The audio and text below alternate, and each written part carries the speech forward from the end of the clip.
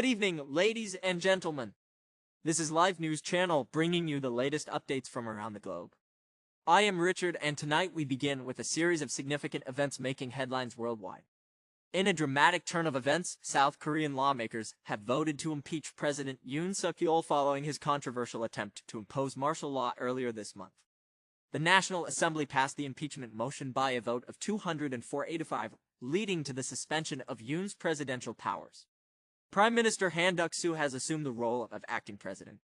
The Constitutional Court now has up to 180 days to decide whether to remove Yoon from office or reinstate his presidential powers.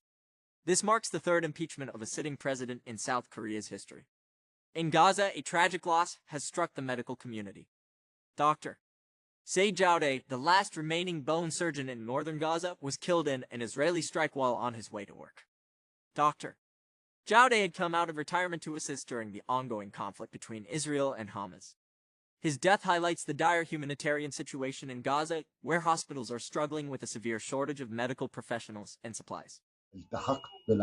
Dr. Saeed Judah, speaking last month, reported to be the last orthopedic surgeon in northern Gaza, a grandfather who came out of retirement to help during the war. Save us, it says on the placard. It didn't work. On his way to Al Auda hospital to evaluate a patient, one of the tanks fired on Dr. Sayed directly. Unfortunately, he was killed instantly. Some witnesses say he was shot by a drone. The Israeli military says it's investigating. This is the Kamal Adwan hospital in northern Gaza, where Dr. Judah did much of his work. It has few supplies, few doctors, but endless patients.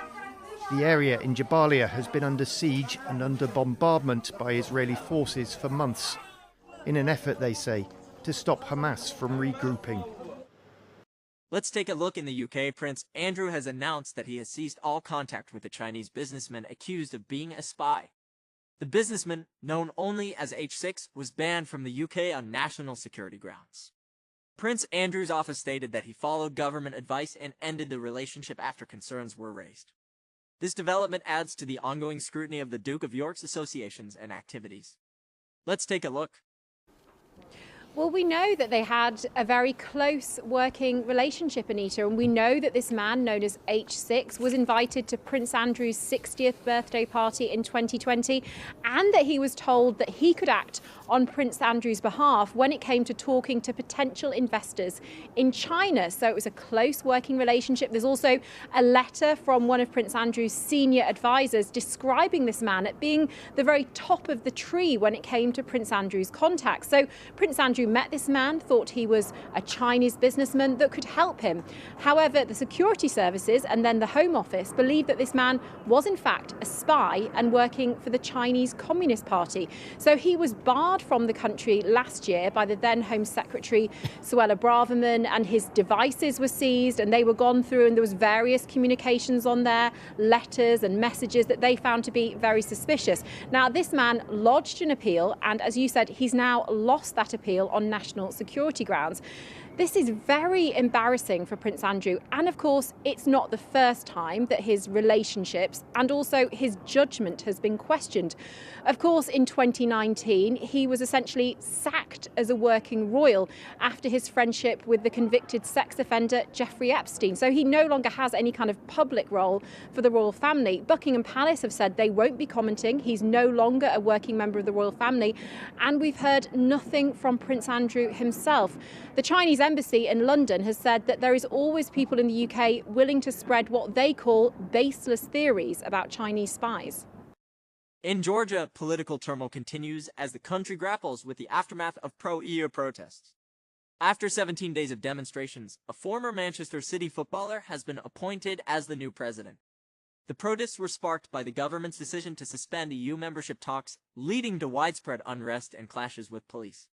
The situation remains tense as the new president takes office amid calls for democratic reforms.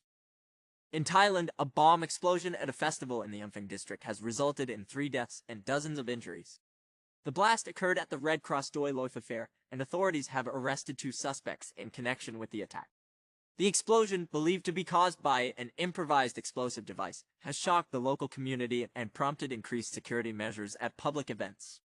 Let's take a look.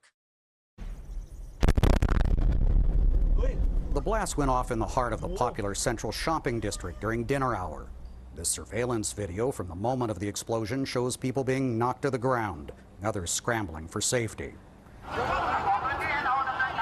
We arrived shortly after to a grisly scene. Bodies littered the pavement at a Hindu shrine, many of them shredded from the force of the blast.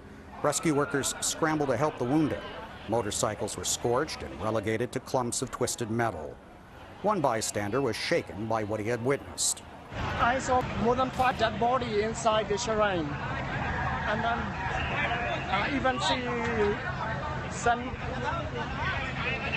piece of the body separating all around the places. This has been Richard with Life News Channel.